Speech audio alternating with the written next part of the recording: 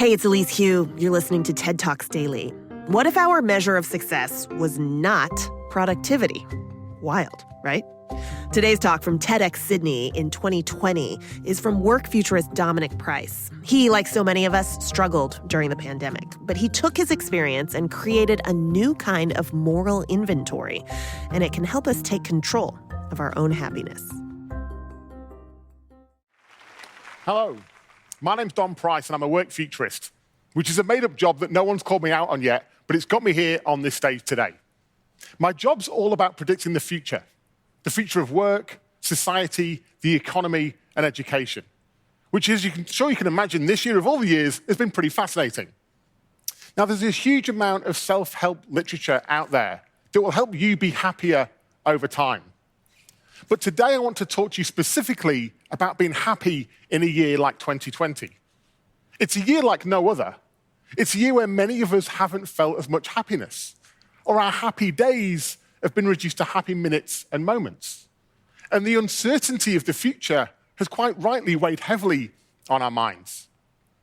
But to talk to you about a year like 2020, and to talk to you about how shit it's been, first of all, I have to tell you how shit my year has been. You see, my sister's my best friend. And a few years ago, I got the call that no brother wants to get. Trudy had been diagnosed with stage 4 breast cancer. And given that she lived a 24-hour flight away in Manchester, England, as a single mother of 2 boys, I'm sure you can imagine how I felt. But she's stubborn as an ox. And 6 years later, at the start of 2020, she was still with us. Then February rolled in, and I got another call. This time it was my doctor telling me that I had early-stage bowel cancer. A week later, I had a subtotal colectomy, and I had my colon removed. Strangely, the same day, my sister went to see her specialist in the UK, who confirmed that they were ceasing all treatment. She had a matter of months left to live. Now, post-surgery, I wasn't officially allowed to travel due to COVID travel restrictions, but I managed to get an exemption from the government, and I was on one of very few flights out to Manchester in April to look after my sister and her 2 boys. A few weeks later, on Tuesday, May the 19th, Trudy collapsed suddenly at home. Despite trying CPR, she died in my arms before the ambulance arrived. She was 45. After some very emotional goodbyes to family, the only thing certain in my immediate future was 14 days in quarantine. But before I got on that plane, I gave my nephews an extra special Uncle Dom hug. And in those 14 days in quarantine, you're kind of left alone with your own thoughts. And it got me thinking, where does our happiness actually come from? How can a year this shit make anyone happy? And the problem with those thoughts is, when you've got 14 days, you really do get to invest in them. And it got me thinking, how can we find our happiness? And as is with death sometimes, I actually started thinking with renewed clarity about life and work and COVID and all the things that matters. In Bonnie Ware's book, The Top 5 Regrets of the Dying, Bonnie will tell you the second biggest regret is I wish I hadn't spent so much time in the office.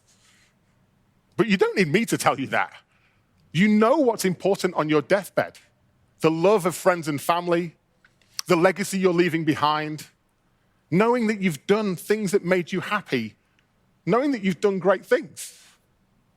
And yet few of us can honestly say, this is how we're living our lives today. Take work, for example. Work today stems from the Industrial Revolution 300 years ago. That's when we were the machines, we were the robots. It was all about presenteeism. We worked on the production line. We were measured by speed and efficiency. It was about how much work you could get done in one day. Let's be honest. It was about making your boss richer. And in that time, we had these measures of success, economic growth and productivity. Well, it's 300 years later, and it's simply not working. Productivity growth has stagnated. Australia is one of the worst performing countries in terms of longer working hours. And this idea of productivity that governments and businesses speak about all the time, it measures $10 million invested in a hospital, the same as $10 million spent on a coal-fired power plant. And our most precious resource, the planet, is dying. And we have no planet B. So we're not happy at work, and we're not productive. And oddly, in the time of the pandemic, when we're touting mental health and wellness and the importance of people, studies show we've actually extended the average working day by 40 minutes since March this year, all in the pursuit of productivity.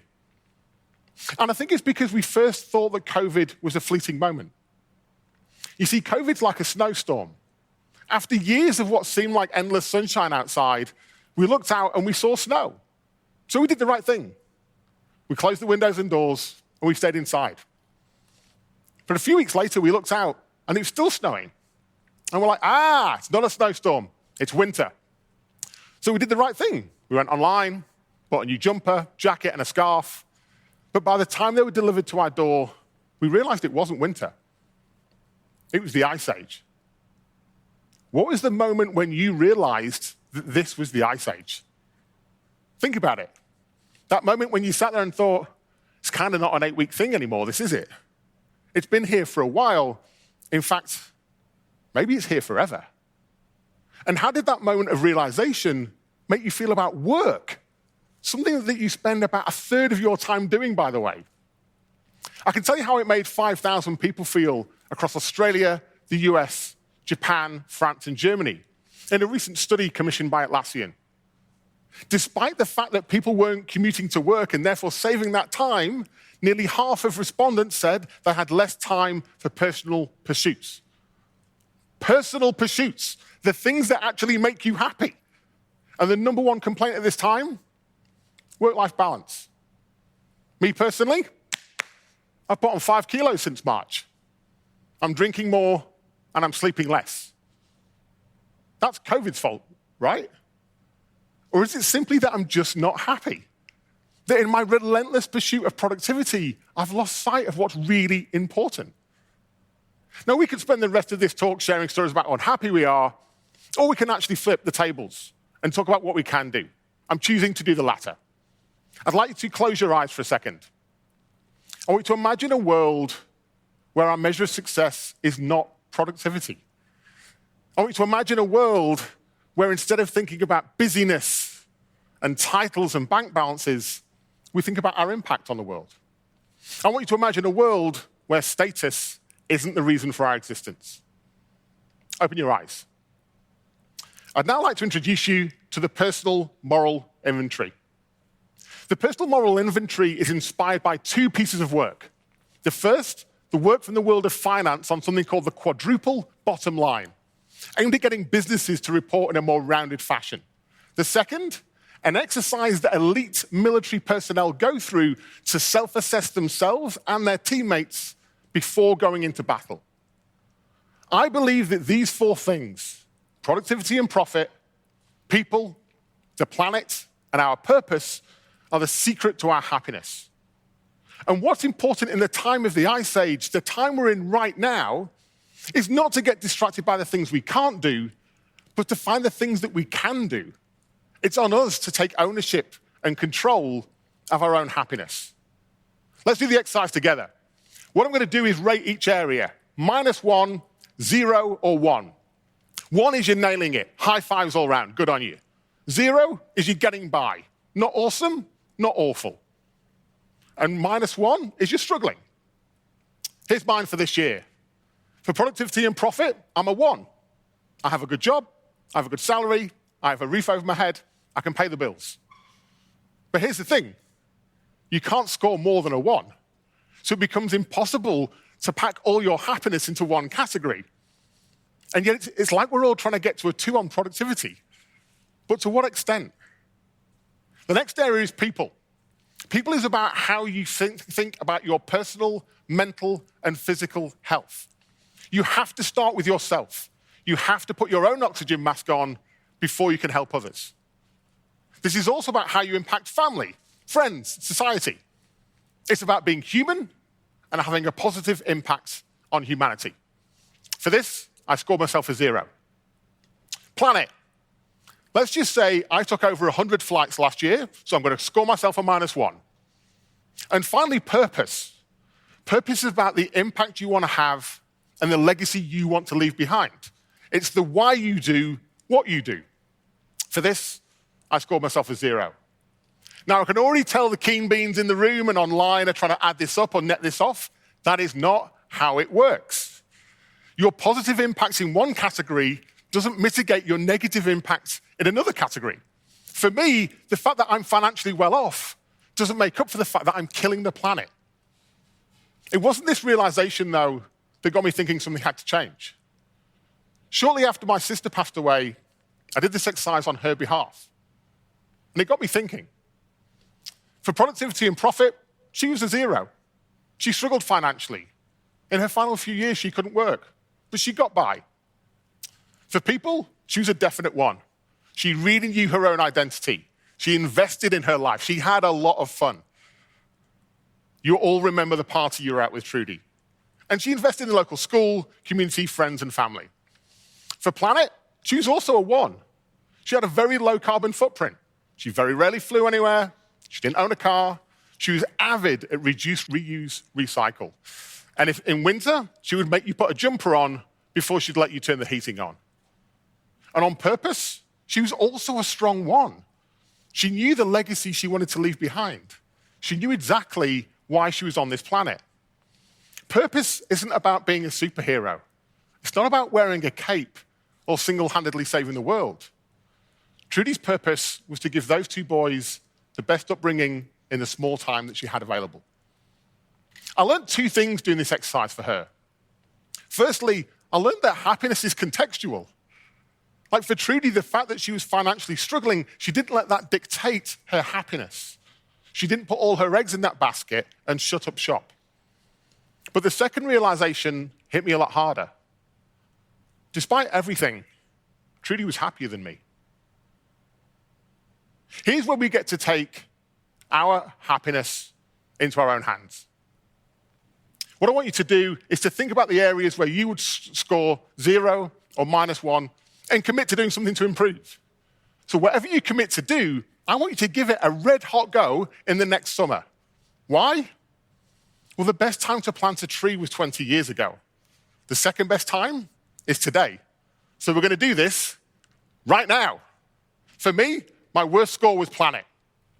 I'm going to commit to going meat-free for 3 days a week, and then I'll reassess.